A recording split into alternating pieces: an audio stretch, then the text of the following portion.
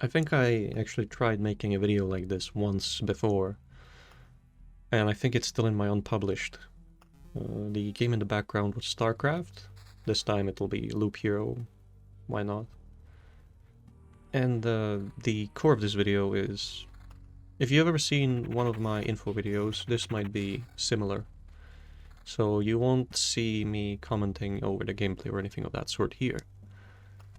The core of the video is that I want to talk about something, and every time it's different, so you can classify this as an info video. The information this time is not much of information, more of an observation that I dread the time when I'll have to go work. Which is strange to say because I've worked many times in the past, both part-time jobs that I didn't feel any dread off. I think off is the proper choice. And I've also worked full-time jobs, and I didn't feel any dread from them. But this time I do. And it has been on my mind for quite some years now that the things that I would want to do are in sectors of the job market that are oversaturated. For example, I have expert speaking English skills, albeit I do make mistakes, occasionally here and there. And I can say that, at least per university standards, or per the Central European framework, I forget what the last letter is, but by that rating standard or that scale, I have at least C1 because I passed the university exam for it without specifically preparing for it, and I think I could do a C2 as well without too much trouble. But back to the point, this is all just extra information around. I'm annoyed because... So I dread the time when I'll have to go work. And at the same time, I want to say I'm annoyed, even though I'm not. But I think that's the closest to describe what I think of it, because I don't really feel much indifferent, even though I should feel a lot of things, especially with the end of my bachelor's studying. Whether successfully or unsuccessfully is yet to be seen. But I'm annoyed because I think I have great sense for game design. Not really for game development, but for game design, for designing a core game experience. But that's not a standalone job. You can only be a lead developer, in which case, yeah, most of your time might be dedicated to designing the core experience, but you gotta work yourself up to that through being a game dev. If it's anything like... And it's not, it's worse and much more complicated than making a custom map in Warcraft 3, but I tried that and it was so tedious that I never wanted to do it again. So that's off the table. Next step is what? Well, I think that I have some management skills.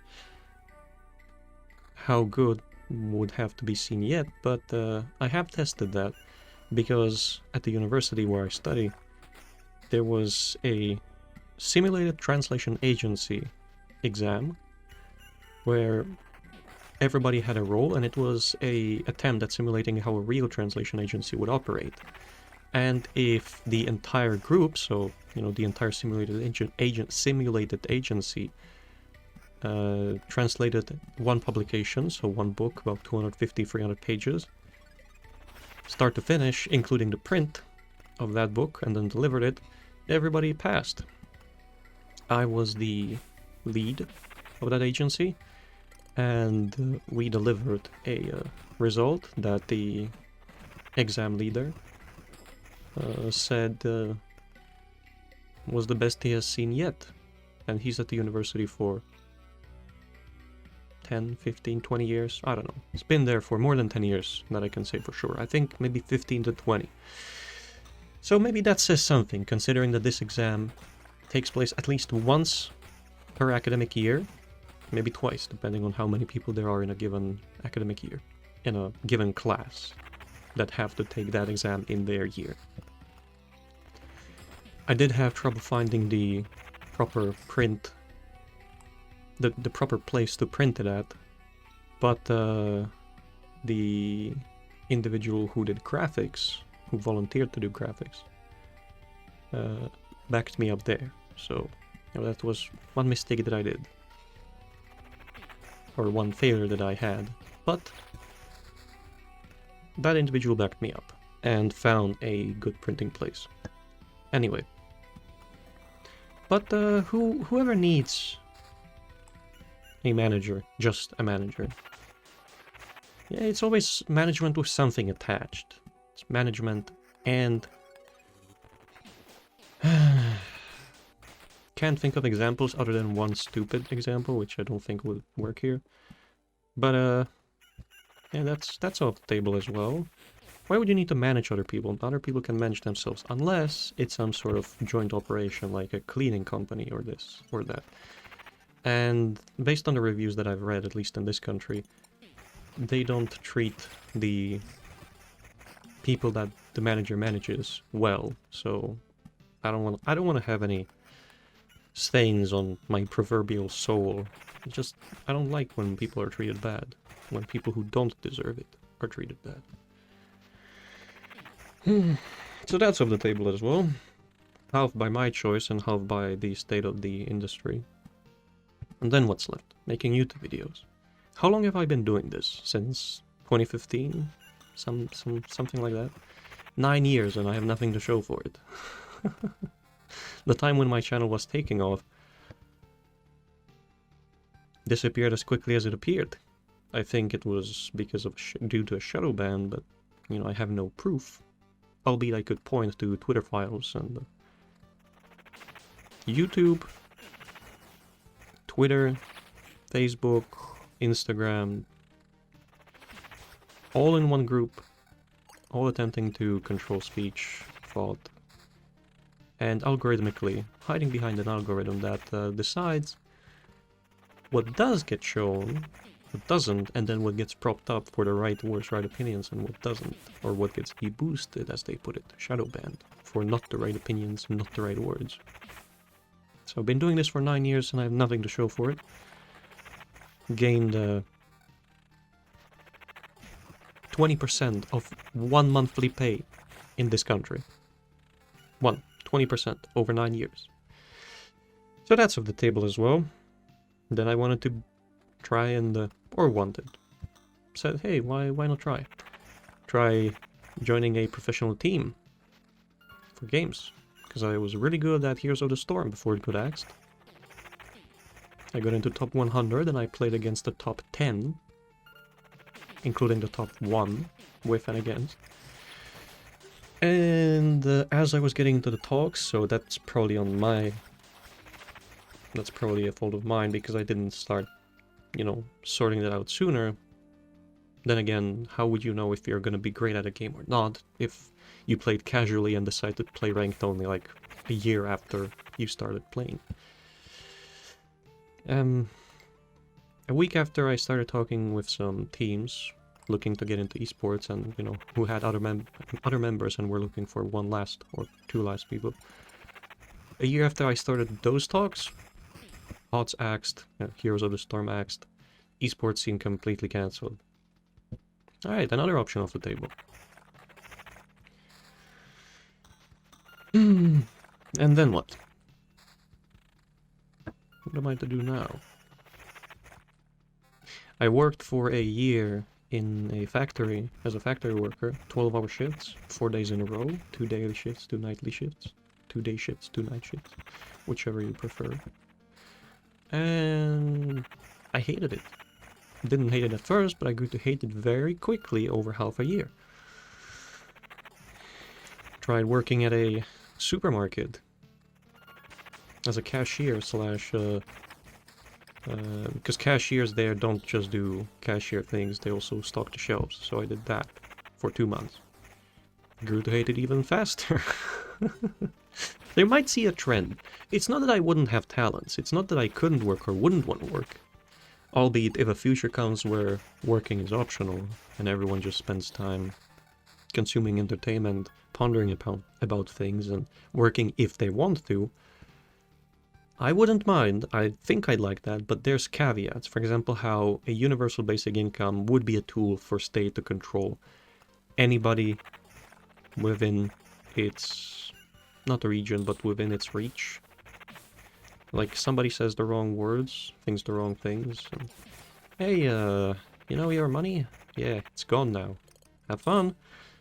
So there's that. It's a tool for totalitarian state control, is what I'm trying to say. And of course, then there's AI, so even the thing that I'm studying to be, and this I think could be labeled as the second part of the video, I'm studying to be a translator and interpreter, Czech to English. I definitely have the skills, because across the translation and interpreting seminars that I've had and subjects,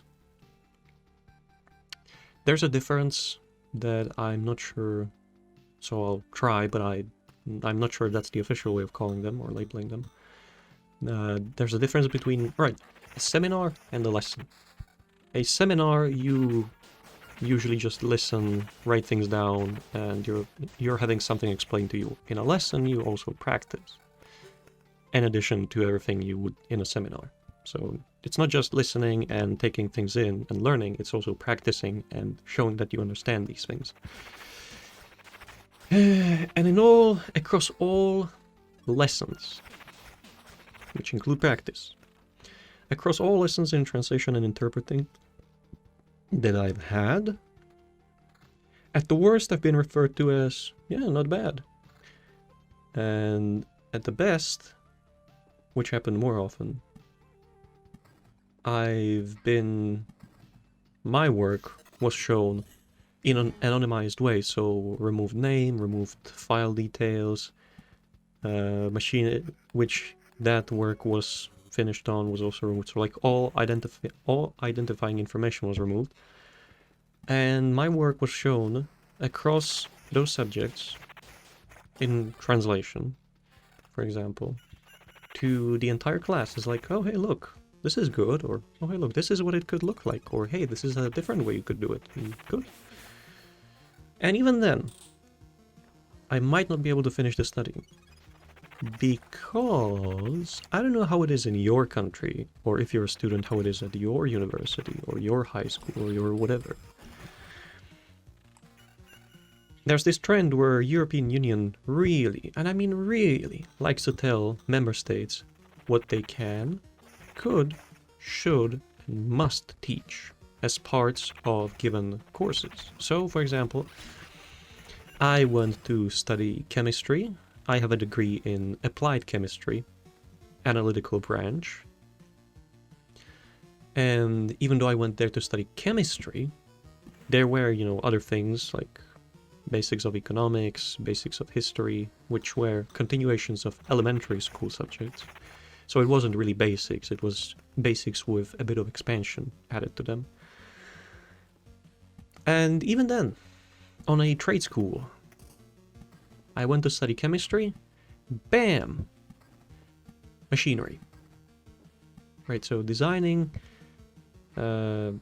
labeling, learning all the labels, learning classes of steel, because there's, 20 classes of steel? One is left out because it's usually used for something else. There's surgical steel, there is steel that's used for railroads, there's steel that's used for surgical tools, blah blah blah blah. They each have their own label, their own number, their own norm.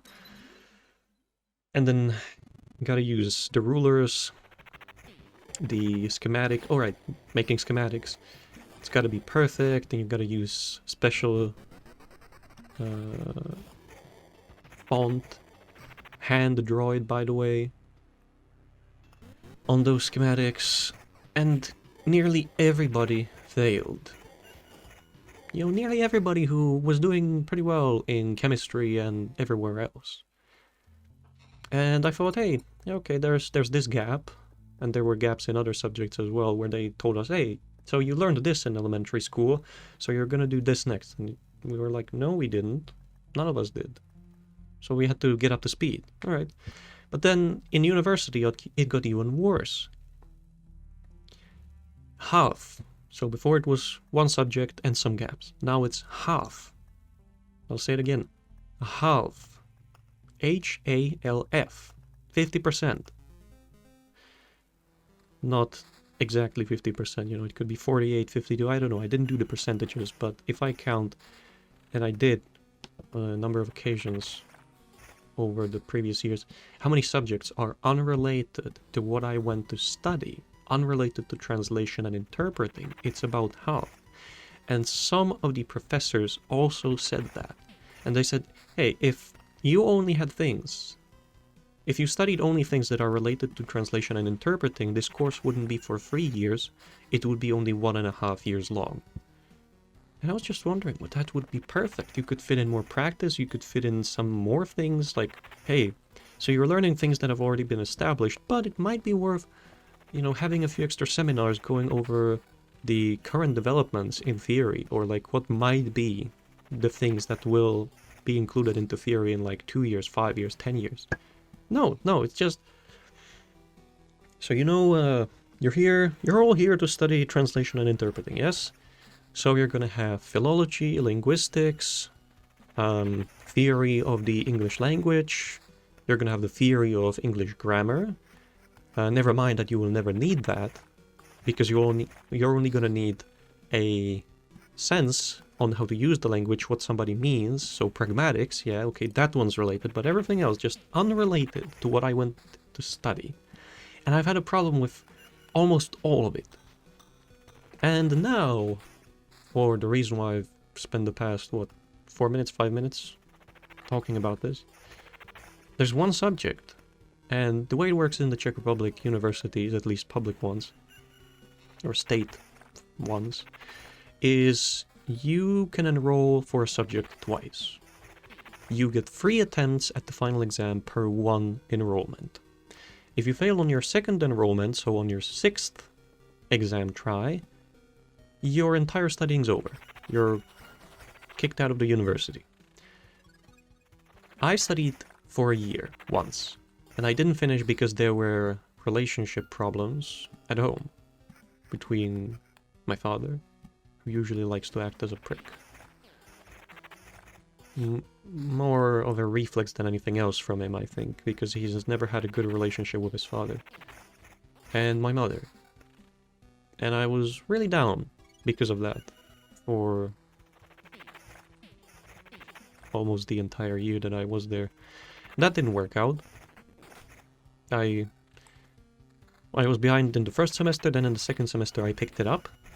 And I thought I was going to have the 40 credits, because you need to have 40 credits for the first year to pass into the second one.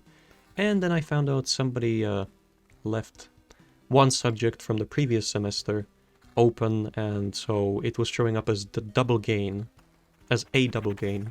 So it was showing up, it was filling in 8 credits, which I didn't know, but instead I would have gained only 4, so I was 4 credits short. So that failed, so I then went to work for a year. Now I'm back again.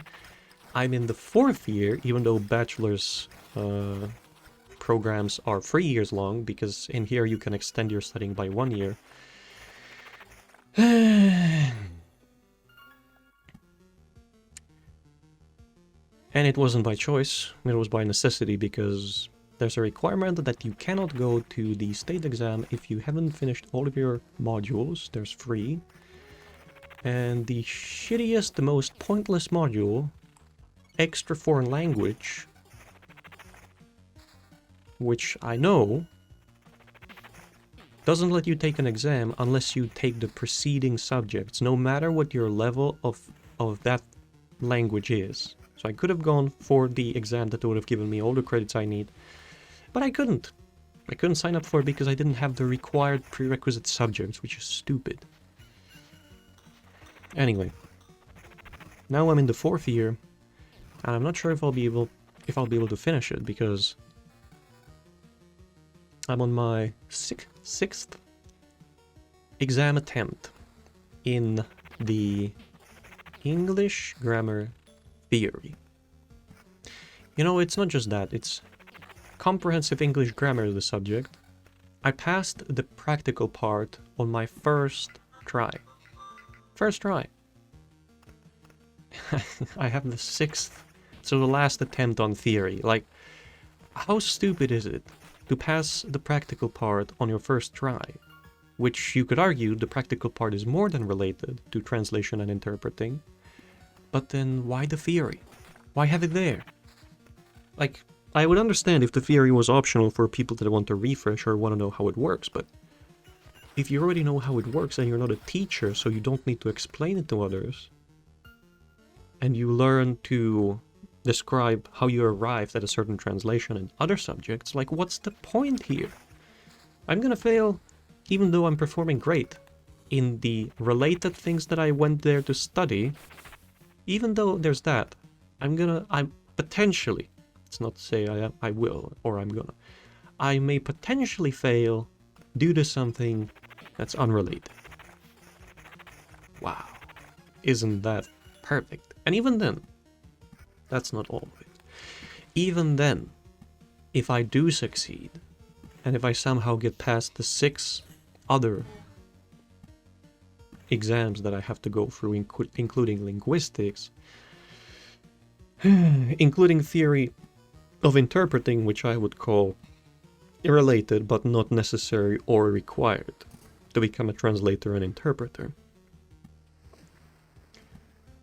and some other things that I'm currently forgetting, and then also this theory of grammar, and then if I pass state exams, which I think could be easy, unless I get some linguistics dog shit, if you'll pardon my French.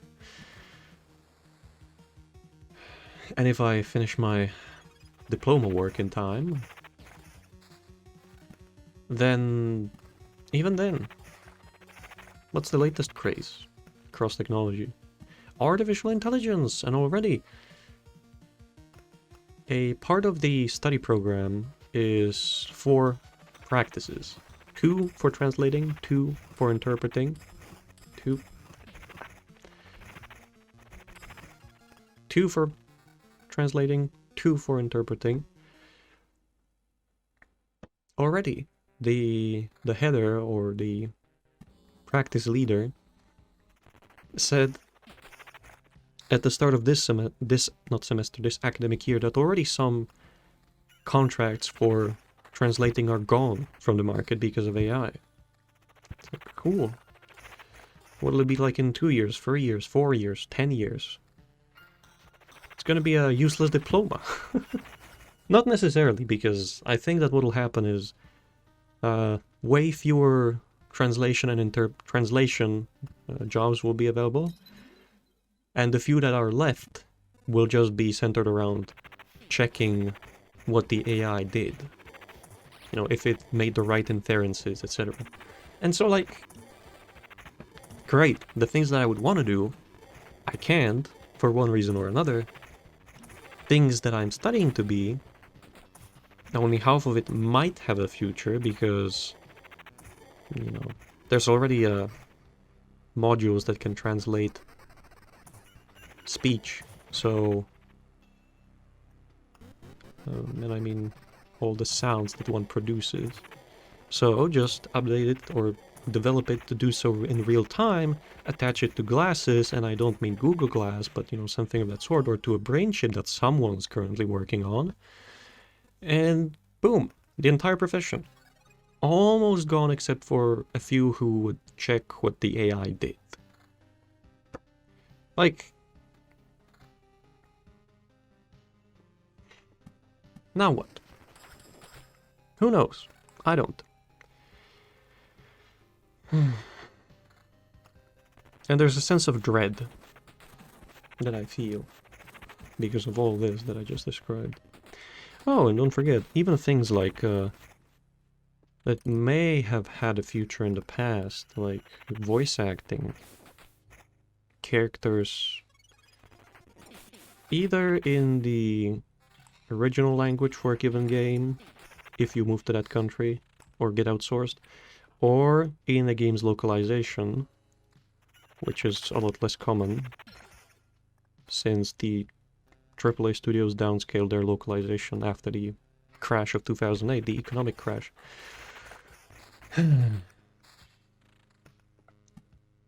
Even those, like, as I said, modules that can translate speech with time exist. There's that speech by Javier Milei, Argentinian president, at the World Economic Forum in Davos, and it was AI translated using his tone of voice, his speech mannerisms and patterns, into English. Even then, so just like dubbing movies, or, you know, creating voiceovers in a given language for movies might be over, voice acting characters might be over. I mean, just take whatever voice acting somebody does in the original language of that game, add an AI module, and you've got exactly that voice actor using a different language, and you've cut out any extra people you would have to pay. Like, there's no incentive to keep things as they are. And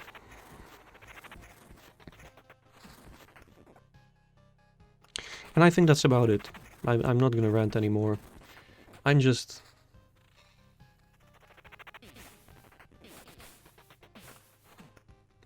I don't know what to do. Do I get stuck in a job that I dislike, even if I initially am indifferent to it, and grow to hate over time, for the next, what, 6 years, 10 years, 15, 20, 50, until I die? Like, I have no answers for any of these. I could come up with theoretical answers to myself, such as, hey, just pick a job and make some money. The current times maybe won't last for too long because existence is not a... or... not necessarily existence, but what we live in is not necessarily linear. Because the first mistake everybody makes is, hey, so if things continue as they currently do, if the trends remain, it's like they never remain. Things never continue the way you would want them to. There's always some change, and in the case of global things like technology, etc., they definitely don't go by the current trends, if the current trends continue, and so on and so forth. So just find a job, last for a few years until there's some conclusion to AI, see how it transforms the job market, see what happens elsewhere in the world. But it's not a satisfying answer, because it doesn't answer any of the fears, any of the feels, if you want to put it that way, that I have. At this point you might think, if you've gotten this far in the video, at this point you might think, hey, why don't you try talking to a psychologist? Because that's usually where people troubled by thoughts go, or feelings. And I have. And I had a feeling like, hey, this psychologist won't tell me anything new that I don't know. And I think I already know what will that psychologist tell me. Sure enough, over the course of the few sittings that I've had, I came to conclusions that she said, hey, these are conclusions that a master in psychology would come to. And at the end, she said the exact things that I thought she would say. So, like, great. Now what? I don't have any answers, and I don't want to be stuck somewhere where I won't A, enjoy, B, be good at, or C, make money, make at least a satisfying amount of money. The thing is, I don't really care about money. I just want to live. If I could be super rich and not have to care about anything and just enjoy life, I would. But who has that choice, huh? Anyway, cars just arrived. Dogs will start barking in a minute or two. I think that's enough for now. Maybe I'll make one of these again in the future.